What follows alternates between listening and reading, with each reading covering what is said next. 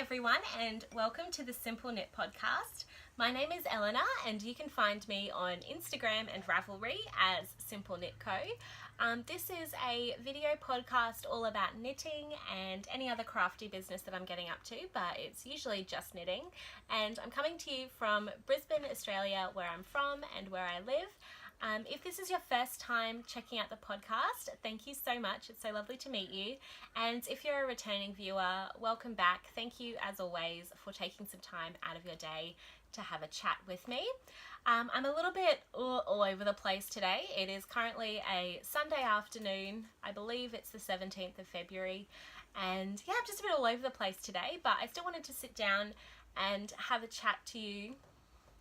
Otherwise, I mean, it's going to be forever before I record again. So I do have show notes. I normally don't bother to make notes because I just have my stuff next to me so I can see what I have to talk about. But I have actually written things down to try and keep me a little bit focused. I don't know if I've had too much sugar or too much caffeine, but I'm drinking more caffeine. I've got a nice little cold brew iced coffee. So sit back, pour yourselves a drink, and let's get talking. There is this little bit of sun that when I lean too far forward, like goes onto my face. It's just coming through the window. As I said, it's a Sunday afternoon and it's beautiful and sunny outside. So apologies if I suddenly start sparkling slightly more than usual. It is what it is. So I'll start with what I'm wearing, which is my beach tank. So you will have seen this a few times if you've watched a few episodes. I honestly do wear it all the time. It's the beach tank from Mild Woman, and the yarn I used was the Wool and the Gang Tina Tape yarn, which is a tencel that's about a worsted weight, and this colour is called Coral Crush. I absolutely love this yarn. I absolutely love the fabric that it makes. It is so light and comfortable to wear even when it's really hot, but because it's about a worsted weight, it does have a nice drape to it. It hangs really nicely. This is just a simple tank top pattern. It's really good. I believe I knit the size large, and yeah, but the yarn is really the star of the show. I really love it, and that's probably why I wear it all the time. So let's get on to some actual knitting. So we'll start with my finished object for the week, and that is I finally finished my amazing vanilla socks. So this yarn is from Nomadic Yarns, and it is her trusty sock base, I believe. I think that's a 75% merino, 25% nylon. And the colorway is called Honey Bear, and it is just adorable. I'm really happy to have these finished because they're adorable, but I'm really sad I'm not knitting with this beautiful yarn anymore. It's just so cute. So I did my standard vanilla sock formula for these.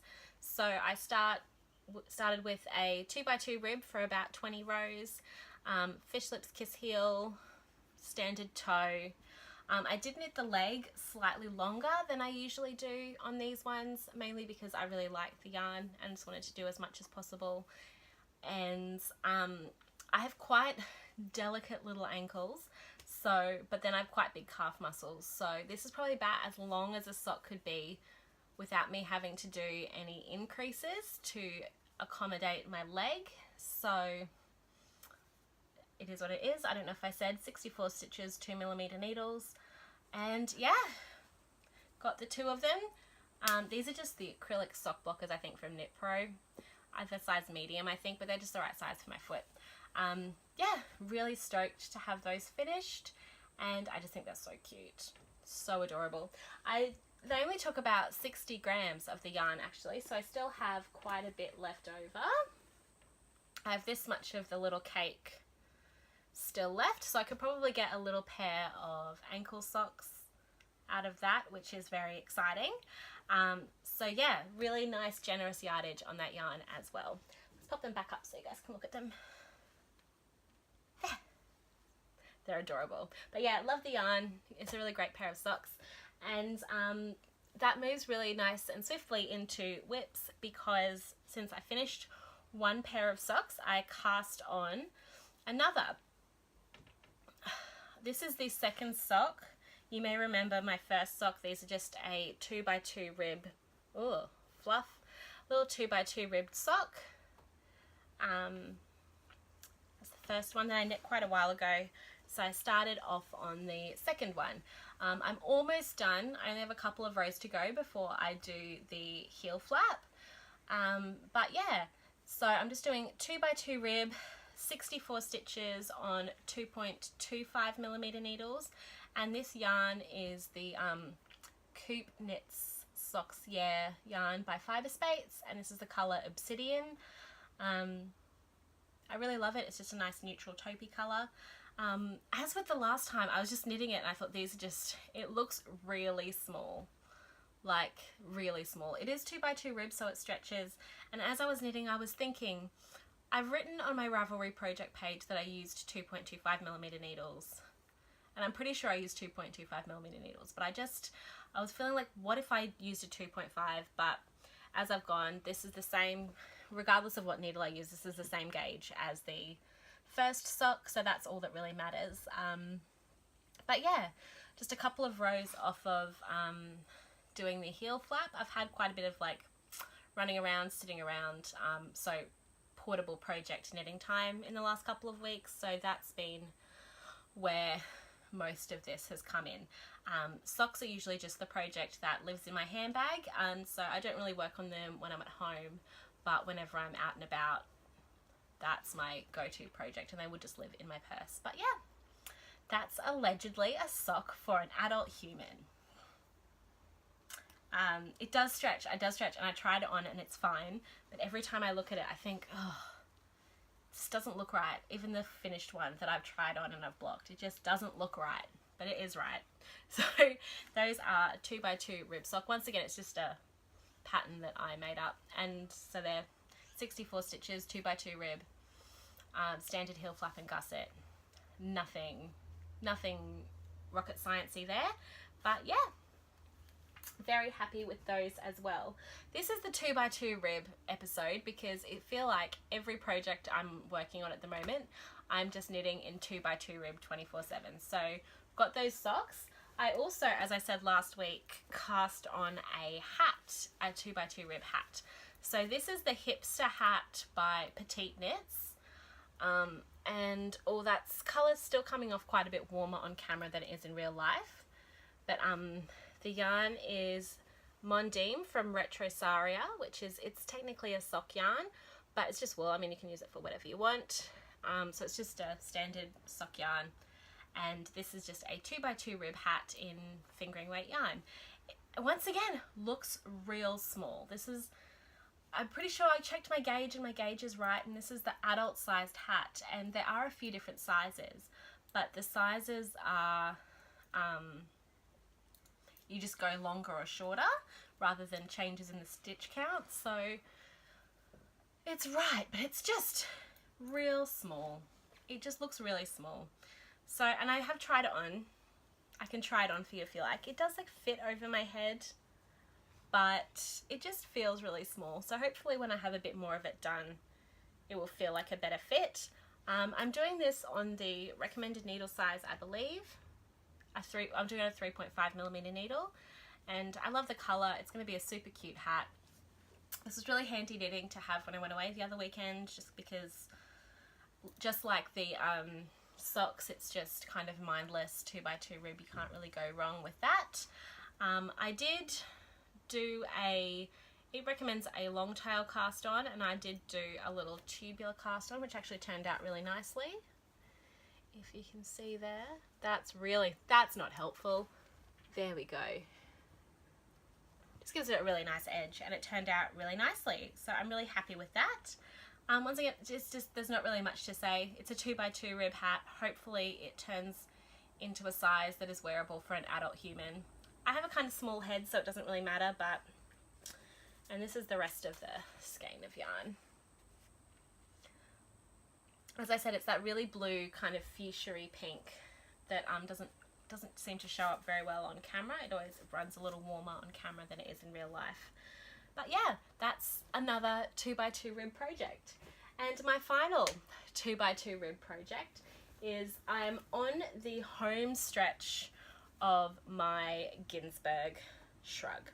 So regular viewers will have seen this a bunch of times, but a yarn shop in Melbourne is running a knit along that's just a make along for making a nice winter garment throughout the summer, which seems like a good idea at the time, but when you have this giant shrug sitting on your person, it is a bit of a slog. So the first part really flew along, but then as I was knitting down these front panels, it just got huge and heavy. Ooh, ghost lady. It's got really big and really heavy and just really sweaty to work on. But I got really stubborn at the end, like a couple of days ago, and I was like, I'm gonna get there. I'm just gonna get to the stage where I finish the front segments, because the construction's really cool actually. You knit the back piece and then you knit the fronts two at a time, so it kind of just come down, and then you join it all together. And you join it all together and do a 2x2 rib, which is where I'm at. So I can actually, it is just pinned together, but I can actually try it on for you and see how long I last. I just put little pins where I'll be seaming up the sides, and it is on a needle, so it is bunched up a little bit, but that's kind of what it's going to look like. So as you can see, it's got this really beautiful, I love the stitch pattern, alternates between stockinette and this really nice, kind of like a moss stitch, then with these really nice cables running down as well. So it has those on both sides and at the back, and then around this bottom edge, I probably have about this much more to go, but we're just doing some 2x2 rib around the bottom, and then you seam up this side bit, do a little bit of a sleeve, and you're good to go. Now, I'm knitting there are only two sizes, so I am knitting the smaller size, and I'm towards kind of the larger end of the recommended bust circumferences for the smaller size. So I think it's like whatever, up to a 42-inch bust circumference, and I'm about a 40-inch bust circumference, and this is still like big and roomy on me. So, and this is the smaller size, so for people who are littler, you might want to even think about doing it in a smaller weight yarn. This is knit, hot. This is knit in Brooklyn Tweed Quarry in the Serpentine colorway, which is just gorgeous. It's a beautiful colorway, and yeah, but it is like quite large, so if you're a petite little bunny, you might want to, I know that someone on Instagram, is her name Bronte, is just knitting this in a smaller weight of yarn. I was talking to her about it, but yeah, I really love it. I'm just kind of at the home stretch where I just want to be finished, so I think I have another 11 rows of ribbing, but a row is very, very long, so I just kind of have to sit there and make myself do it. And look, within the next couple of weeks, I'm going to get really, really good at 2x2 rib. Not that I'm not already good at 2x2 rib. I quite like knitting in rib. But yeah, I'm just really excited to be nearly finished with this project, because it's really lovely, but I'm just ready to be knitting something else. So hopefully this will be a finished object next time I speak to you. So that is the Ginsberg Shrug by Nora Gorn. I'm knitting it in Brooklyn Tweed Quarry, which is the same yarn as is in the pattern, and I'm knitting the smaller size, and I have gone down a needle size. So for the body I used a 6mm, and now for the ribbing I'm using a 5mm needle. So yeah, that is this monster of a project. That it doesn't fit in anything that resembles a project bag anymore. I have it in this giant like IKEA storage basket, because that's all it fits in. So I do have check one more project to talk to you about, and that is my cast on. I did briefly talk about this last time, but this is my cast on for the Kanga Kiwi knit along, which is a really fun knit along run by Karen over at the Wool Gathering. That is just, you knit a project designed by someone from Australia or New Zealand and in yarn from Australia or New Zealand. So it's a super fun knit along. There are so many amazing yarn producers, there are so many amazing pattern designers down here in the Antipodes. So, I mean, you're really spoiled for choice with projects to knit, but I have cast on and done the first couple of pattern repeats on the Beeswax Shawl by Amy Vanderlaar, and the yarn that I'm using is actually leftovers from my, from my latest slipper top that's knit in Fibersmith hand dyed yarn, alpaca, linen and silk. So that's the yarn I'm using. It's moderately representative of the colour. It's a really nice variegated browny yellow, and this is what I have so far. I think I'm up to the 4th pattern repeat. So because it's hand dyed yarn, I am alternating skeins, as you can see there. I've got 2 just carrying them up the side, and yeah, it's a really beautiful pattern. Can you see that? It's just a really pretty kind of beeswaxy lace, and the shawl is kind of it's a diamond shaped shawl. So yeah, I believe I'm up to the 4th pattern repeat. I'm knitting it on, am I doing 4mm needles? Yes, 4mm needles. So I'm really enjoying it. It's really, I'm starting to get into the groove of the lace pattern, so I kind of am starting to really know what I'm doing. But one thing I am not concerned about, but I didn't realize how huge this shawl was going to be. So as I was knitting on it the other day with my mum, and my mum said, oh, how big's the shawl going to be? And I thought, oh, I actually don't know. Let me check the pattern. So I opened up scrolled up in the pattern and actually read it. So it is the finished measurements. So I'm just going to move back so I don't have sun on my face. The finished measurements are, I think it's like 188 centimeters long, and at the deepest point about 75 centimeters. But the 188 centimeters long kind of it was a surprise. I didn't expect that it was going to be that long, because that's just over 6 feet, probably like 6'2", 6'3", I think, which is almost a foot longer than me. I'm only about 167 centimeters, so it will be significantly longer than my person. So I'll see how I go, both for time and for how bothered I can be. I know I have plenty of yarn for the yardage that the pattern needs, but I'll see how I go, because you just kind of increase and then decrease. I think it shouldn't be too hard to just I'm keeping track of how many pattern repeats I'm doing, so it shouldn't be that hard to make it a little bit shorter if I so choose. And I also didn't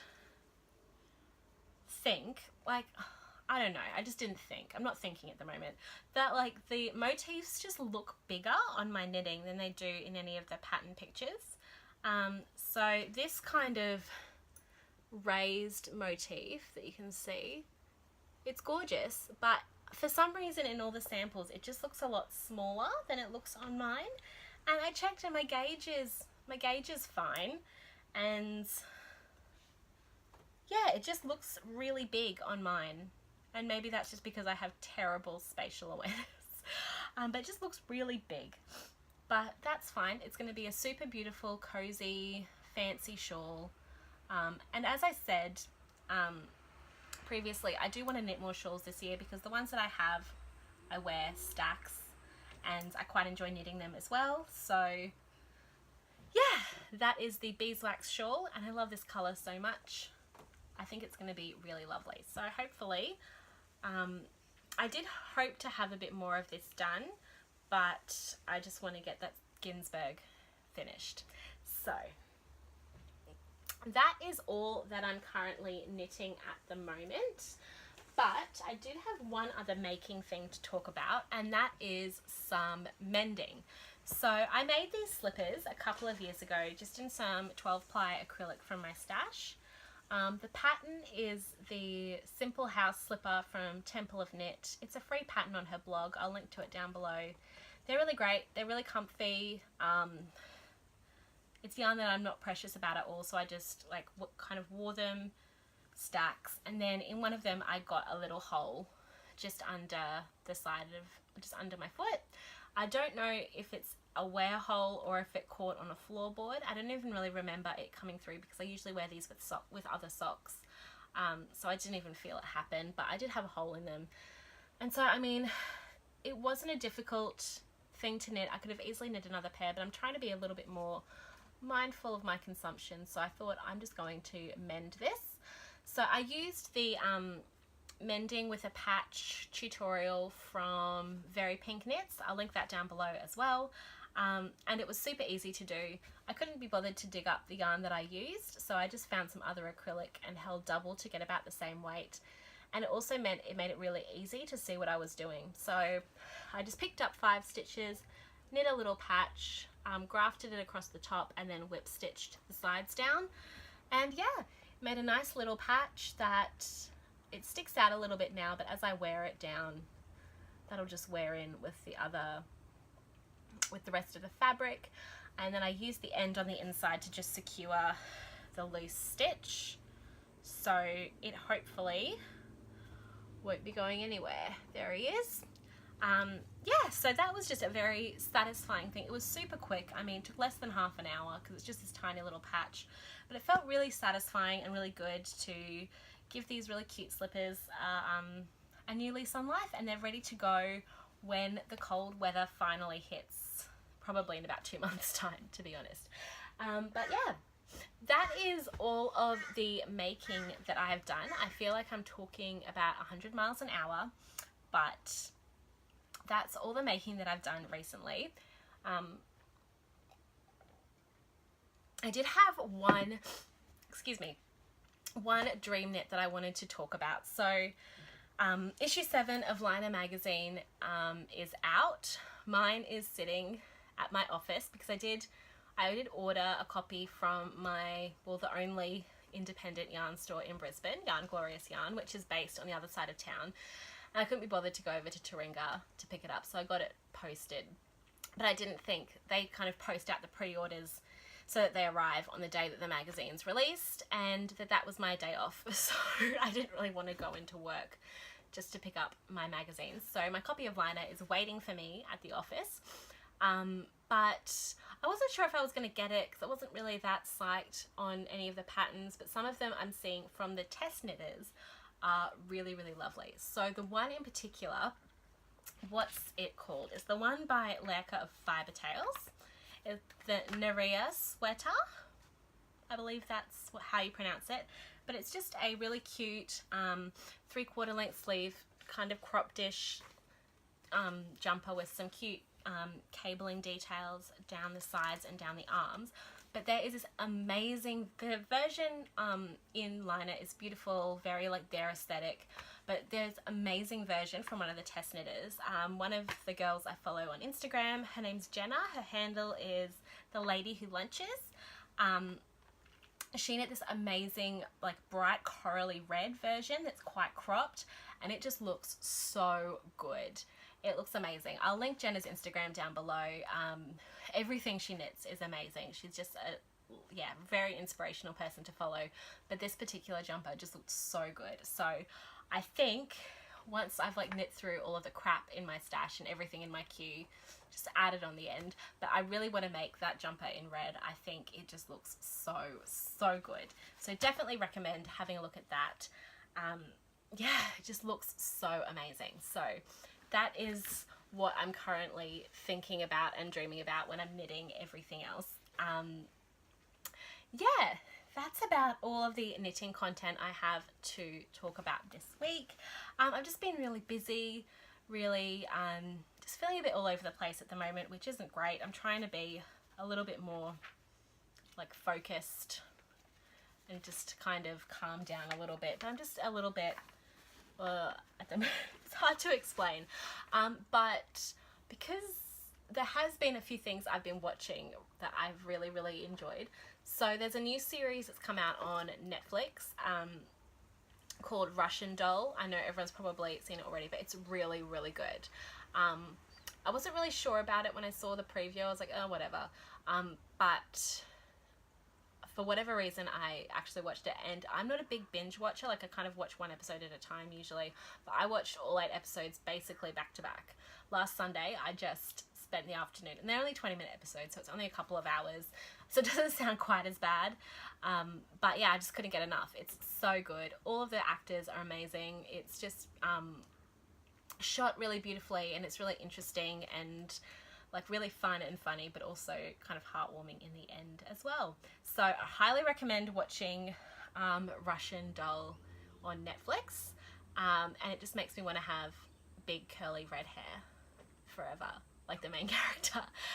She's gorgeous, and yeah, it's really good. Highly recommend. Also, if you would like to, on the opposite end of this spectrum, instead of being inspired and just have your heart warmed, if you want to be furious at everyone forever, highly recommend watching Abducted in Plain Sight. It's kind of the word of mouth Netflix sensation of the year.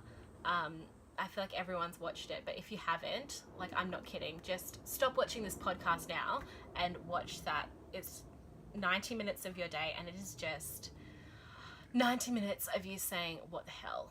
Like, I don't want to give any spoilers, because at about 20 minutes and about 30 minutes, there are two just like big revelations that just, my jaw was on the floor. It's just, and I mean, I have been mainlining true crime since I was a kid, so it's very rare that I'm as shocked as I am by, that poor child. So just stop watching this podcast and go and watch Abducted in Plain Sight if you haven't already, because it is just jaw-droppingly rage-inducing. Like, highly recommend watching that. But yeah, that's all I've kind of been watching and making. I do have a craving to do some rereading of a book that I have read in the past and really loved. I don't know why, but it, you know, sometimes you're just thinking about something that you've read before, and it just you just strike the mood to read it again. I'm having that at the moment with this book that I read when I was at uni for one of my courses, called Nights at the Circus by Angela Carter. It's really, really good. Probably one of my favorite set books that we had to read. It's basically, there is set in like late Victorian, kind of early 20th century. There is this woman in a circus called Feathers, and she's half woman, half swan. So she's like a woman with giant swan wings. And this American journalist is sent to do a piece on her. You know, is she for real? Is she really half swan and half woman, or is it an elaborate trick? That's kind of the premise of the book, and it's just really fun. It's a bit of a wild ride. Angela Carter was such an amazingly talented woman. The way she writes is just incredible.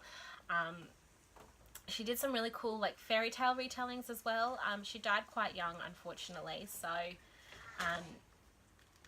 yeah, but she's an amazing author, and this is an amazing book. So I'm rereading this one, and it is so fun. So highly recommend if you like a bit of kind of magical realism, a bit of a mind bender, but it's really easy to read, and it's kind of exciting without being thrillerish. It's just really a really fun read. Highly recommend. I'm reading it again, and I'm absolutely loving it. So that's about all I have to talk about with you today. Sorry, it took like 5 takes for me to get that, so it feels like it wasn't the best podcast I've ever recorded, but a weird, sketchy podcast is probably better than no podcast. I hope you're all well. Please feel free to come and say hi on Instagram and Ravelry. I love chatting to people about knitting. My real life friends are sick of hearing about it, so please come and talk to me about it. I'll have everything linked down below.